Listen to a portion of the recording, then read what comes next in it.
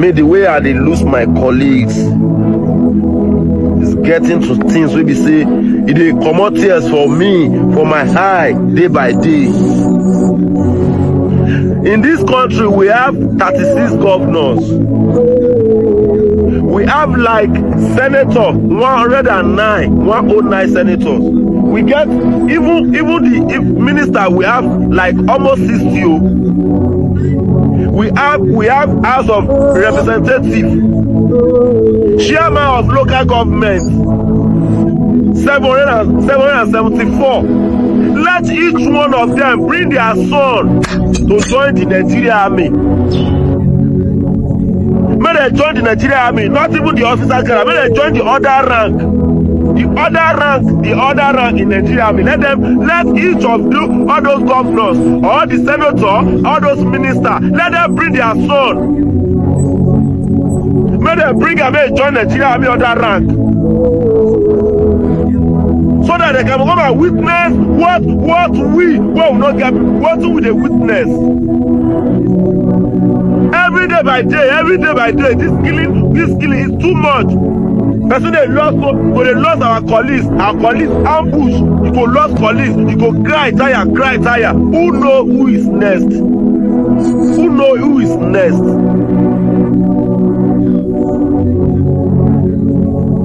Hello. Yalla, do I again ambush? We are tired of losing our young soldiers, young boys in the process of ambush. Whether Allah, what is ambush? Ambush an unexpected attack from the enemy. Ya Allah, you don't know who be next. Ya Allah, guide the military, provide the military. Ya Allah, we pray for long life. Ya Allah, inna lillahi. Now don't plenty pass, alhamdulillah, for the military. Ya Allah, pray for the military. Guys, we are here in the town of Gwoza, and you can hear the gunshots not far away from this place. The terrorists try to come into town to attack every night. And you can hear the shots from north, south, east and west. This town is in the center, it's in the epicenter. It's been attacked from all angles every single day. And this has been going on for more than 10 years. This is like a wild experience. This town is so strategic, it's so important that the government is unwilling to leave it, to abandon it. And the people here are resilient, they don't want to leave. But it's been attacked every single night. Just less than 24 hours ago, some people died and some were injured in an IED trap that they fell into while trying to go to the farm. So because of this, every morning before they go to farm, they have to line up on a single file and they give them escort. The soldiers will have to go and clear the road to make sure that that no mines are laid on the ground. So while the soldiers and the government control the town, everything outside the town, the villages, which are almost non-existent anymore because they've been attacked and pillaged, is ruled by the terrorists. So the government controls the town, Boko Haram controls the bush around the whole town. And I'm not just talking about from one angle, because if you're coming in from Adamawa using the Medegali Gwoza corridor, which is a tiny corridor, it's one of the most dangerous roads in Nigeria. The terrorists are attacking it every single day. In fact, from Mobi town to Medegali is very dangerous. Then from Medegali, the soldiers will have to give you an escort from there to Gwoza. It's not a very far distance, but it is very dangerous. The road is, the terrorists will go and blow up the bridge, the government will build it again. So they are trying to disconnect this part from Nigeria. And remember, they have taken control of this place before and governed it. So they want to come back. Who are these people? Who is giving them arms? When you ask the locals, they can't give you the answer. Are these people coming from this? Are these people from this town? Are they from heaven? Where are these people coming from and how are they getting the arms? Some will tell you that they live not far away from here, that they live maybe across on the hills, not far away from here, 2-3 kilometers, and that the soldiers and the government know that those people are there, but they can't go there because the terrorists have an advantage of a high ground and they can see if people are coming in. And they even have information. They have informants that are giving them information when people are coming in and so on and so forth. It's the craziest thing. You have to be here to actually feel it and to understand what is going on. And for the past 30 minutes, I mean, the guns have fallen silent for now, but again, they'll start shooting. And it will continue like this till morning. And in some cases, if terrorists are trying to come into town, maybe tomorrow morning you hear that 5 people have been killed, 10 people have been abducted in this same town that I'm standing right now. So with the soldiers and everybody present, they still come in and they infiltrate and still come and kidnap people from this town for ransom. Women are sex slaves. Some of them, sometimes they come in to get supplies and take back to the bush. And has been this game of cat and mouse that they've been playing with the soldiers. It's difficult. It's so psychologically messing. This is the craziest thing ever. This message is for my president, President Tinubu. President Tinubu, I think it is time for you to resign now. How do you feel comfortable being president over a failed nation? How do you feel comfortable being president over kidnapping, over genocide, over losing? We are losing our gallant soldiers. How do you feel, president, over failing democracy? How do you feel being president over failing judiciary? President Tinubu, if you genuinely love Nigeria, it is time for you to resign now.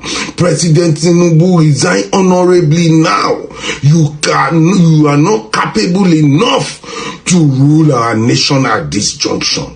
Things are getting bad. Our children are getting kidnapped. People are dying every day. No hospitals, no good roads, poverty everywhere, hardship everywhere. President Tinubu, I beg you, please, it is time for you to go. It is time for you to relax. You have done your bit. Allow young people to come in and fix this nation.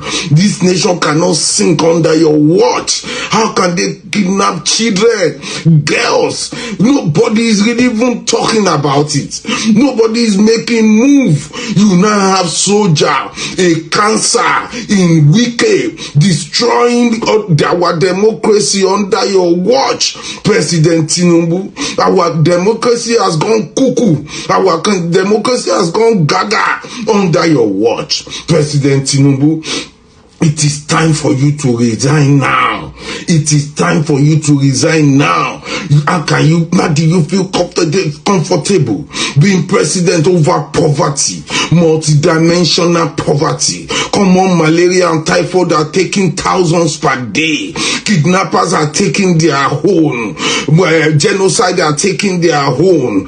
Democracy is dying. Our judiciary are now singing. They are standing on your mandate instead of the mandate of the people.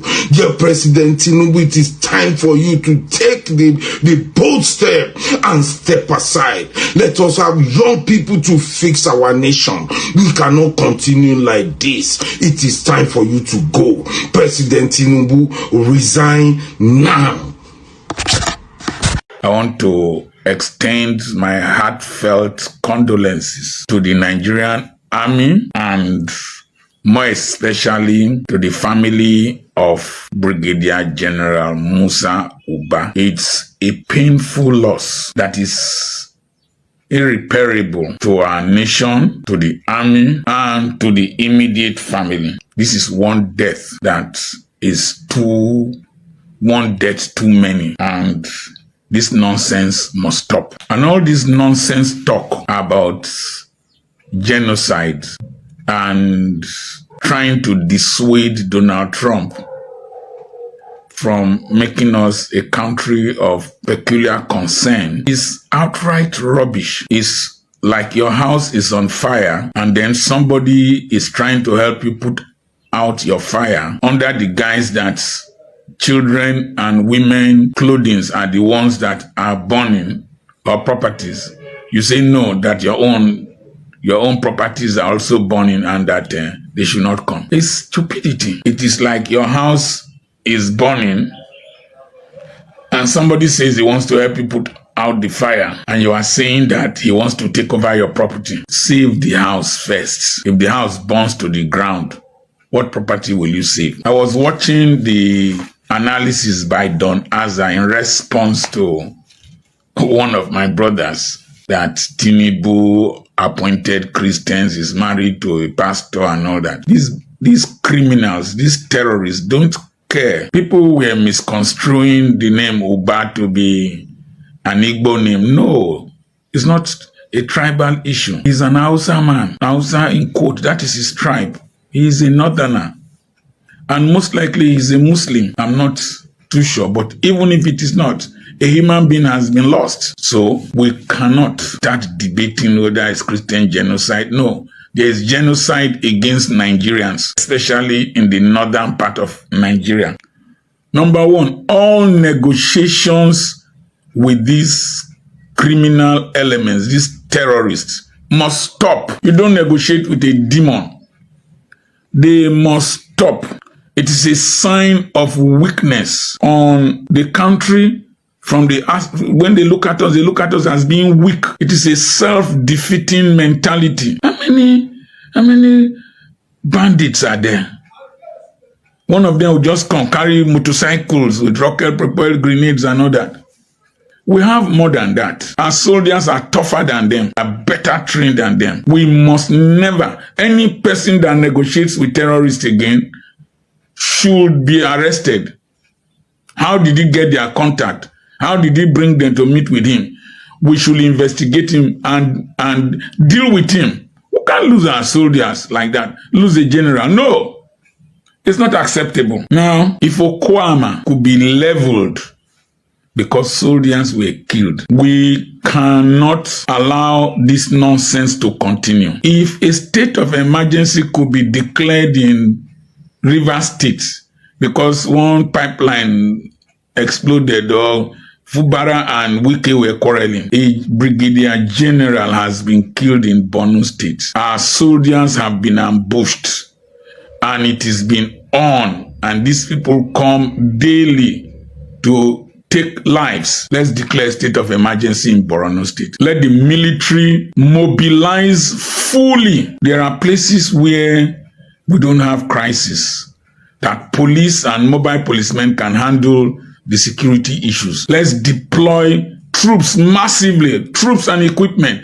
massively to Borno State. Let's comb all the forests, bulldoze Sambiza. You know what it takes to capture our brigadier general and humiliate him and decapitate him, execute him. No, we can't continue like this. Declare a state of emergency. Face that sector.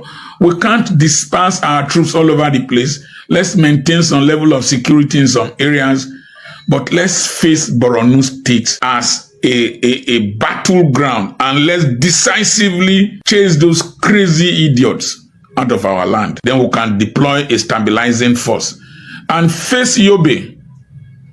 Go to Niger. Go to Zamfara. By the time we do this in three months maximum, we will have cleared these people out of our country. With America giving us support, logistic support, intelligence support, we would rid the northern part of Nigeria of these idiots. The ones in Delta and Edo and Ihamifu and all those places in Ebonyi and Enugu State can subsequently eliminate all of them. The most wicked policy that Buhari left behind was the integration of so-called repentant terrorists into the Nigerian army. They are the ones giving information about the movement of our troops. Don't be surprised that when that general communicated his location, somebody must have relayed it to those ISWAP people to locate him and capture him. It's painful. Our young men are dying. Our soldiers who spent resources to train. Fathers. Now, you evil people, clerics in the northern part of Nigeria, you say the bandits are your brothers, your sisters, your uncles, your fathers, your whatever. Brigadier General Musa Uba, I hope I am right. Is he not a northerner like you? Is he not somebody's brother? Is he not somebody's father? Is he not somebody's uncle? Stop this your nonsense talk.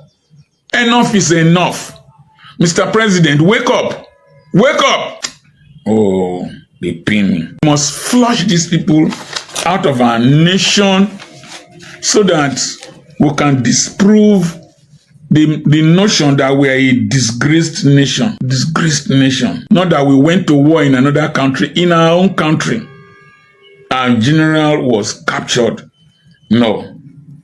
Israel went into Gaza because of one soldier, Gilad Shalit, and a lot of lives were lost because of one soldier. Our general was captured, Brigadier General. No. The disgrace to the army of our Brigadier General being captured and executed by ISWAP is worse than Wike calling Lieutenant Yerima a fool. It's worse than that. It's a greater disgrace to the uniform than Wike's confrontation with Lieutenant Yerima. All those who are saying Wike,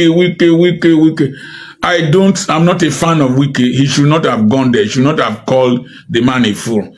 But this is a greater disgrace to our uniform, to the Nigerian nation and the president than Wike's own. And we must all come out to condemn the laxity and lousiness and kid gloves with which we have handled these lunatics masquerading as Islamic militants. You can't establish a caliphate in Nigeria. It's not possible. It's not possible. Not possible. If you are deluded by the escapades of the Ottoman Empire, you are deluded. It won't work. This is a different generation. Donald Trump, please come and help us. The vex. Good day to our viewers all over the world and welcome back to Local Journal. It is very obvious that President Bola Ahmed Tinubu's hands are tied, and it seems like he doesn't have control over what is happening in the country anymore. Because look at the height of insecurity in the country and nothing seriously is happening. The government is not doing anything serious to curb this whole menace that is happening. Why do we have the government? The president's responsibility is to protect the citizens. But these citizens he's supposed to protect are dying every day. Look at a whole brigadier general being kidnapped and unalived by this terrorist group. If it can happen to a whole brigadier general, then what is the fate of a common man? What is the fate of a common Nigerian? This is totally alarming, and this is a time for us to reflect over what is happening to this country. It is high time we speak about what is happening in this country so that this thing will not come consuming the whole country, because the way this whole thing is going, it seems like many Nigerians or the whole Nigeria is no longer safe. And this is why we talk about assistance from other people who can come in and help us. Trump said he was going to send people to come in and help salvage the situation of terrorism in Nigeria. However, some people who feel that it's an affront on the sovereignty of Nigeria, who feel they are the gatekeeper of Nigeria, started protesting against this idea. And now the insecurity is heightening day in, day out, and nothing is being done. Look at that kidnap of 25 girls in Kebbi State. Should we even talk about the kidnapping that happens on daily basis on our Nigerian roads? There are so many places in the middle belt and in another part of the country and all over the country that you cannot even drive past during the daytime, not to talk about the night.